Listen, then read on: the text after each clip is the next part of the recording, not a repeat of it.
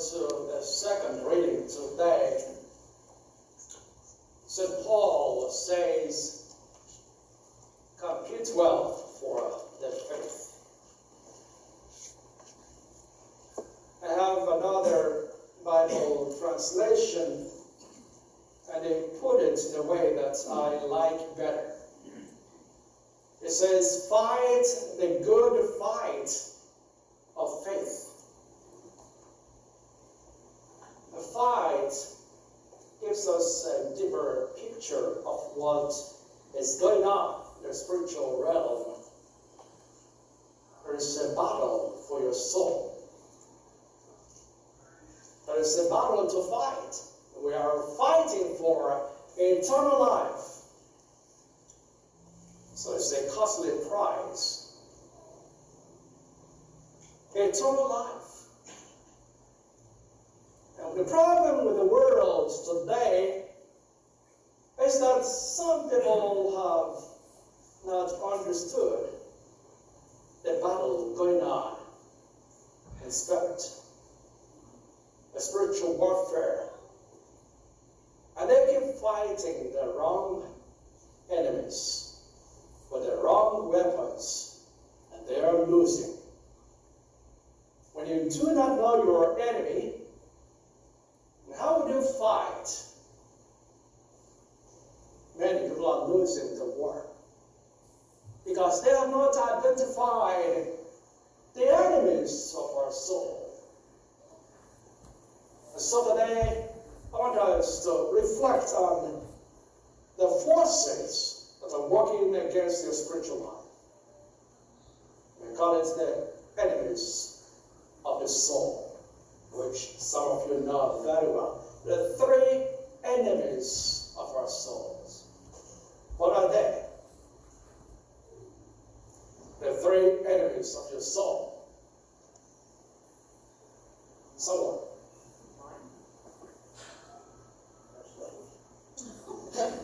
That's close. Yeah, that's true. It's a fact.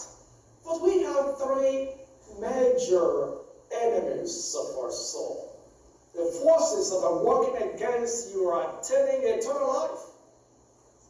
Three enemies of our souls. Maybe you've forgotten, right? Yeah, sin is. But listen to the three. The flesh, the world, and the devil. They are the three major enemies that work hard to make sure that you do not attain heaven. The flesh. When we talk about the flesh, we are talking about the wounded nature, the fallen nature in us. The flesh is a beautiful gift from the Creator. But you have to realize that it's wounded. That's why we are inclined to sin. In Romans chapter 7, verse 15, Paul says that when I want to do something good, I don't do it. I see myself doing what I hate. And he says, who can deliver me from this condition? And he says, blessed be God who gave us Jesus Christ. And so when Paul finds himself weak, he calls the name Jesus to strengthen him to overcome his weakness, the weakness of the flesh. And you have to know the works of the flesh. Lust is the work of the flesh. Greed, envy, jealousy, addictions, all those are works of the flesh. Some passions that your flesh wants are contrary to your spiritual life. And we see in the gospel today this rich man. He had money. He had fame. He had power. Or what did he lack? mercy, compassion. Maybe he was very greedy. He thought by having more, he would find contentment. And he thought that if I share what I have, then I will lack the peace I'm looking for. But I have more and more, and then I will be happy. Lying at the door, the gospel says, lying at his door was this poor man, Lazarus. He didn't care for Lazarus. But the question is, if this man had no compassion, no mercy, never cared about this poor man, why did he let Lazarus lie at his door? He didn't say to Lazarus, get out of my property. I don't want to see you here. But he let him stay at his door, but even though he didn't care. Why do you think he did that? What was going on there? You have your beautiful home, and then there is someone who is poor. Not only that this man didn't have money, his body was full of sores, and dogs would come to lick the sores from his body. And then you allow him to stay at your house, around your house, at your door, maybe at your gate. Why would you do that? Well, maybe Lazarus was his brother, or his cousin, or his friend, or his father, or even his son, or his neighbor. He allowed him to stay around his house to give the impression that he cares for the poor. Oh, poor people come to his house, he allows them. But it was a false impression. He never cared.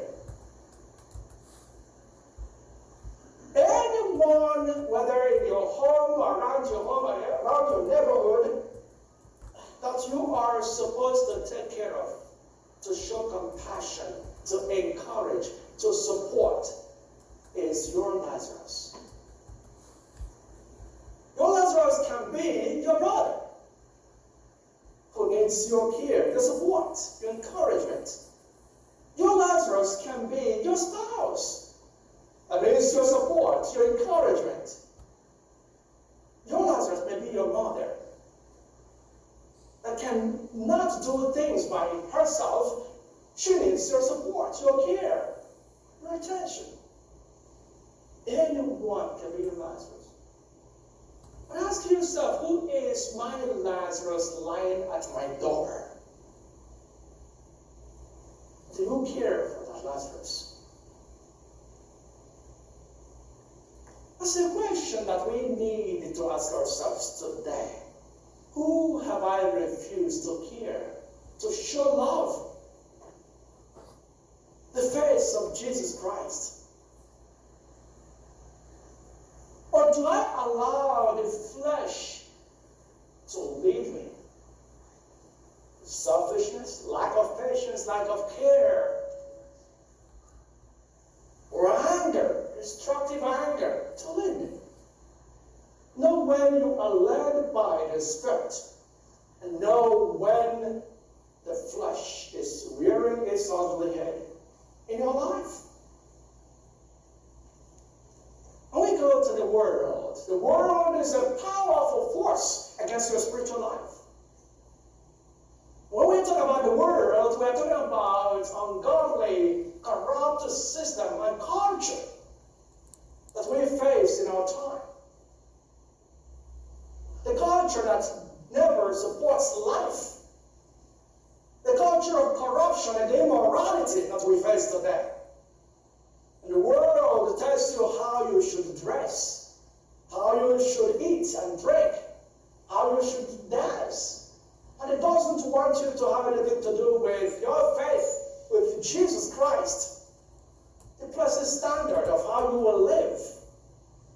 So many people have lost their moral standard, moral compass, following the world, because we don't want to be different.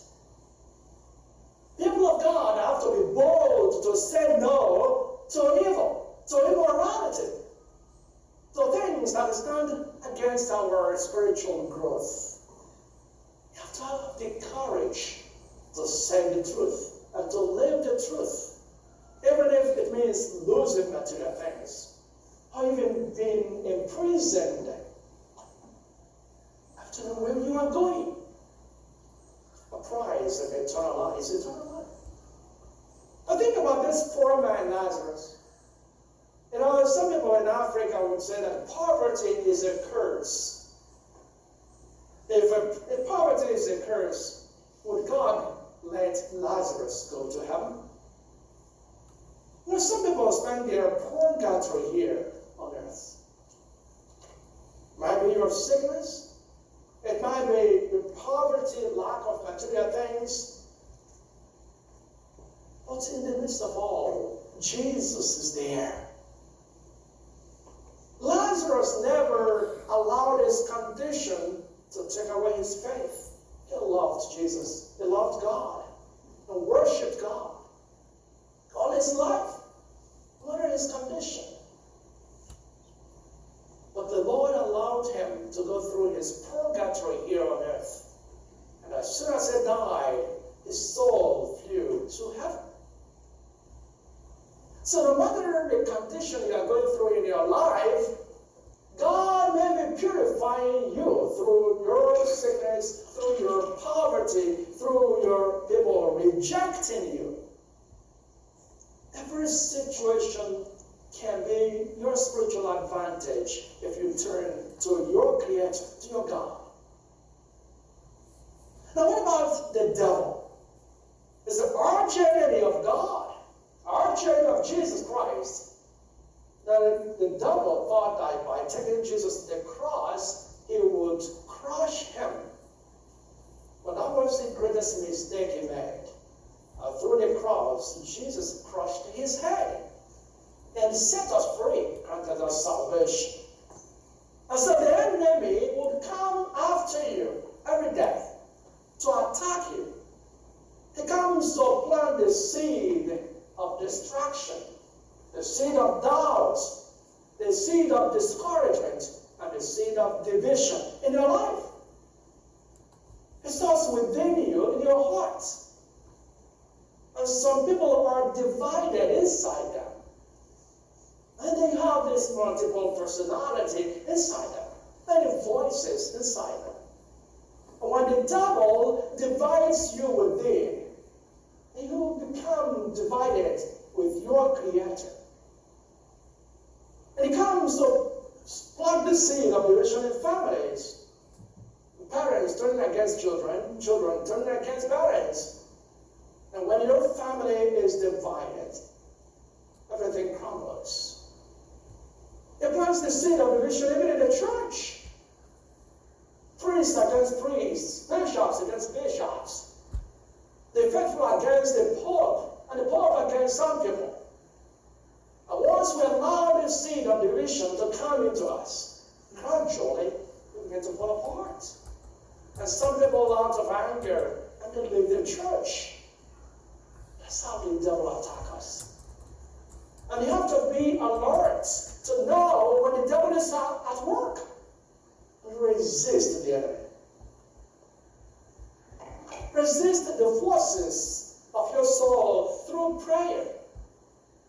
When you have no time each day to pray, how would you overcome temptations when you come?